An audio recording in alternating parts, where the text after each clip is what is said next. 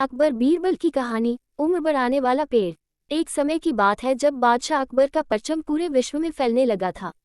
उसी दौरान तुर्किस्तान के बादशाह को अकबर की बुद्धिमत्ता की परीक्षा लेने की सूझी। तुर्किस्तान के बादशाह ने अपने दूत को संदेश पत्र देकर कुछ सिपाहियों के साथ दिल्ली रवाना किया।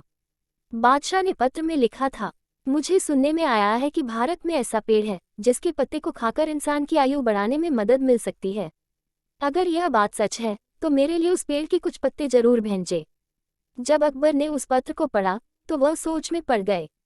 इस चिंता से उबरने के लिए अकबर ने बीरबल का सहारा लिया। बीरबल की सलाह पर बादशाह अकबर ने तुर्किस्तान से आए सिपाहियों और दूत को कैद करने का आदेश दिया। सिपाही और दूत के कैदखाने में कई दिन बीत जाने के बाद अकबर और बीरबल एक दिन उनसे मिलने गए। अकबर और बीरबल को आते देखकर वो सोचने लगे कि उन्हें रिहाई मिल जाएगी, लेकिन ऐसा नहीं हुआ। बादशाह अकबर जब उनके पास पहुंचे तो उन्होंने दूत से कहा, जब तक इस किले की एक दो ईंट गिर नहीं जाती तब तक आप लोगों को आज़ाद नहीं करेंगे। ऐसा होने तक आप सभी के लिए यहाँ खाने पीने का पूरा इंतजाम किया जाएगा। उद्धरण। इतना कहकर बादशाह अकबर और बीरबल वहां से चले गए। उनके जाने के बाद दूत और सिपाही कैद से निकलने के लिए उपाय सोचने लगे। जब कोई रास्ता नजर नहीं आया तो भगवान से प्रार्थना करने लगे।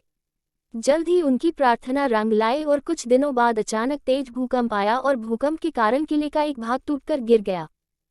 यह घटना के बाद दूत ने अकबर के पास किले की दीवार गिरने की खबर भिजवाई।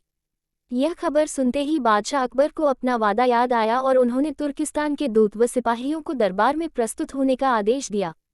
उनके दरबार में पहुंचते ही बादशाह अकबर बोले, अब तो आप सबको अपने बादशाह के द्वारा भेजे गए पत्र का उत्तर मिल गया होगा। अगर अब भी आपको समझ नहीं आया है तो मैं समझा देता हूँ।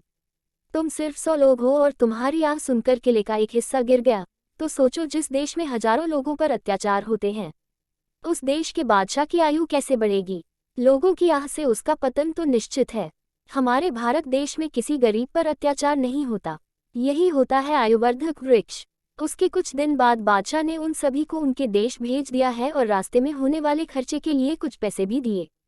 दूत ने तुर्किस्तान पहुंचकर भारत में घटित सारी बात विस्तार से बादशाह को बताए।